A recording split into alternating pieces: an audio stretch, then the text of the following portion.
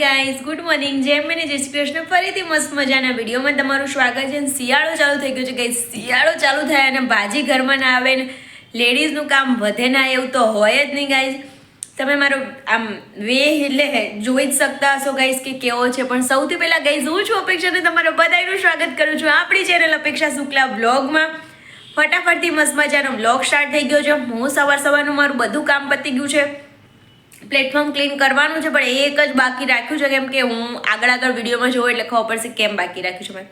તક્ષને school બી મૂકી આવી છું. પછી ગાઈઝ હું શું કરી રહી છું તમે લોકો જોવો. પહેલાં આ બધું શિયાળાનું કામ કરતાં મને યાદ આવી ગયું, લાઈક વ્લોગ લઈ લઉં. જો મેં છે ને લસણ સાફ કરી લીધું છે, અહીંયા તુવેર લીધી છે અને ફોલવાની છે, આ ધાણા લીધા છે એને સાફ કરવા છે, મેથી લીધી છે અને આ બીટ લીધું છે. ગાઈઝ સાચું કહું રોજ નથી ફાવતું, કેમ કે મને છે ને આ બધું જે સાફ કરવું હોય ને એટલે આવી રીતે નીચે બેસીને શાંતિથી કરવું. એને તક્ષ હોય ને એટલે હું નીચે બેસી ના કરી શકું, કેમ કે એને બી બધું લેવું હોય ને બધું અડવું હોય ને એવું કરવું હોય. ઊભા હું થાકી જવું બધું આટલું બધું કરું ને. આ લસણ લીલું તો ગાઈઝ મારું એટલું બધું ફેવરેટ છે ને કે મને લીલું લસણ અને રોટલી મળી જાય ને ખાલી તો મને એટલું બધું ભાવે કે ઓ માય ગોડ. મને આ લીલા લસણ નાખીને આ ધાણાની ચટણી બી બહુ જ ભાવે. તો એ બી અત્યારમાં મેં થોડું સાફ કરીને તો બનાવી દીધી એકવાર તો ચટણી જમવાના જોડે ખાવા માટે.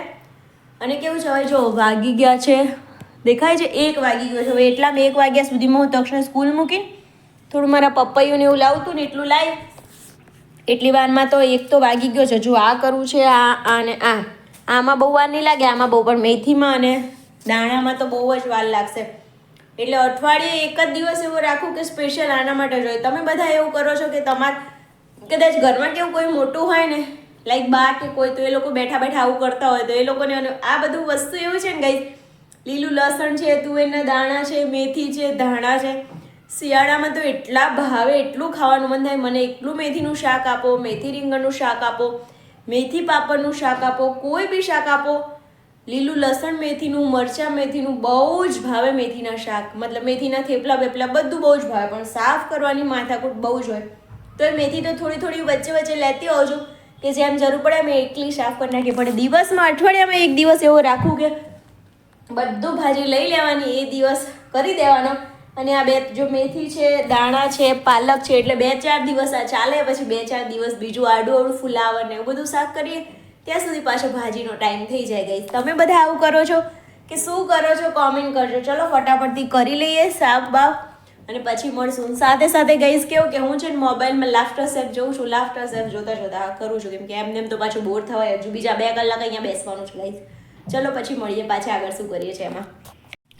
ગાઈસ ફાઇનલી મારા તુવેરના દાણા ફોલાઈ ગયા છે ગાઈસ. કેટલા ગ્રીન, કેવા મસ્ત લાગી રહ્યા છે, મારા ફેવરેટ. મને તો આવા કાચા બી બહુ જ ભાવે અને એનું શાક ને બધું બી બહુ સરસ લાગતું. ફોલવાની એટલી માથાકૂટ હોય છે. ફાઇનલી ફોલાઈ ગયા છે ગાઈસ. ચલો હવે મેથીનો વારો લઈ લઈએ, કેમ કે પાલકને બહુ વાર નહીં લાગે, ધાણા બહુ વાર નહીં લાગે, એટલે પહેલાં મેથી કરીએ એટલે બાકી રહી જાય ને બીજું તો વાંધો નહીં. પણ જો 1 વાગે બતાવી હતું ને તમને મેં, 1:30 વાગ્યો છે, 1:25 એટલે 1:35 જેટલું થયું છે. તો 35 મિનિટમાં દાણા ફોલાઈ ગયા. 500 ગ્રામ જ લીધા હતા ગઈ.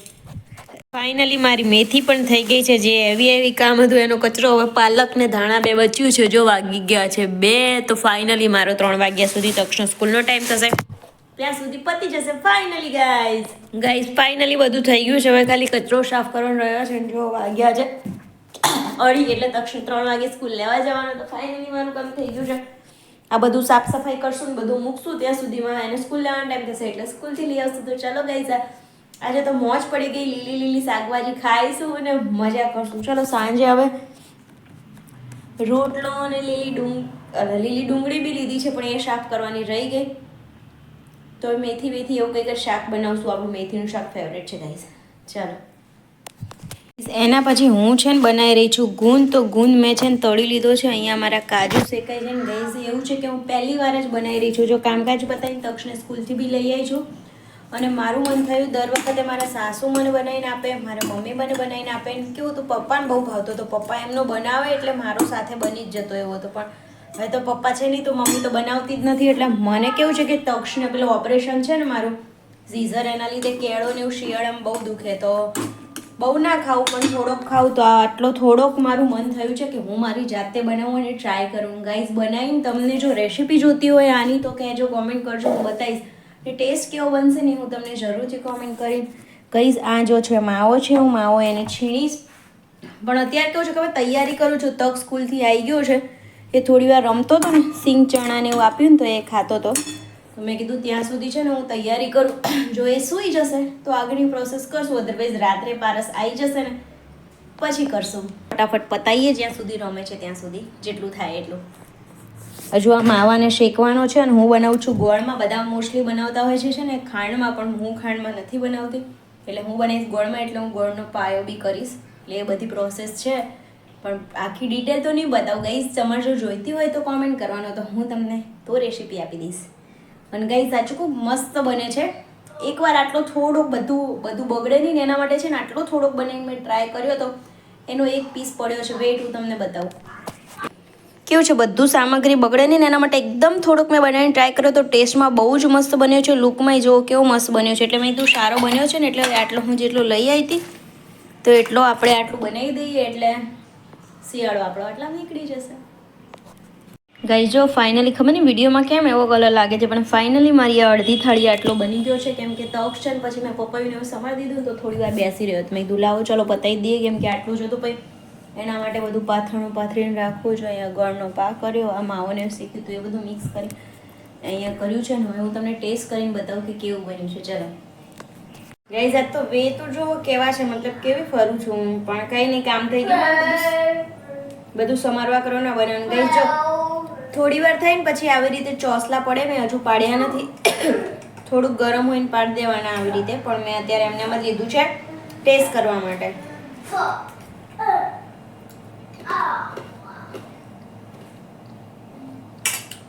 ગાઈસ સાચે મેં બનાવ્યું છે એટલે વખાણ નહીં કરતી, બસ બહુ જ મસ્ત બન્યું છે. ગઈ વખતે મારે શું થયું હતું, પહેલી વાર બનાવતી હતી ને મેં કીધું આ કાટલાનો ટેસ્ટ કેવો હોય કેવો નહીં, બહુ જ થોડું નાખી દઉં. આ વખતે પ્રોપર થોડું નાખ્યું છે તો એનો મસ્ત ટેસ્ટ આવી રહ્યો છે. ગોળ બોળ બધું પરફેક્ટ છે, નહીં ગળ્યું નહીં મોડું, એવું મજા આવી ગઈ બોસ.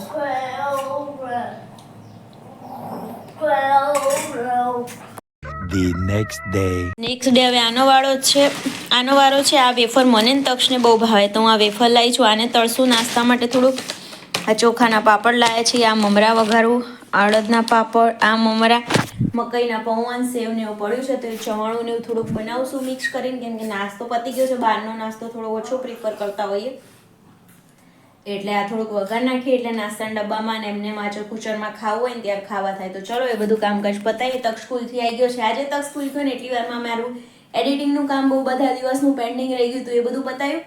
અને હવે એને મકાઈના મમરા જો બધું હજુ બાકી છે, કામકાજ કરશું હવે. મકાઈના મમરા મને તક્ષ બેન બહુ ભાવે છે, એને મકાઈના મમરા આપ્યા છે ને તો બેઠો બેઠો ખાય છે. ત્યાં સુધી હું મારું ફટાફટથી કામ પતાવી દઉં. ચલો પછી મળીએ. ગઈ જો વેફર તળાઈ ગઈ. આ પાપડ મને બહુ ભાવે છે એટલે એકાદો તળ્યો જ ખાલી ખાવા. અહીંયા ભૂંગળા તળ્યા છે થોડાક, હજુ તળીશ થોડાક. આ છે ને હું મમરાને વઘારીને સિંગદાણાને તળીશ ને એની અંદર નાખીશ ચવાણું જે ઘરનું બનાવીશ ને એની અંદર. તો એની અંદર આ વેફરને બધું સરસ લાગે, પણ પારસને વેફર ઓછી ભાવે છે એટલે પાપડ ને એવું બધું નાખું છું. એવું થોડું થોડું નાખી કરી દઈશ. ગઈ જો ફાઇનલી મારો ચેવડો બની ગયો છે. ખબર નહીં કલર કેમ એવો લાગે છે, જો મસ્ત મજાનો.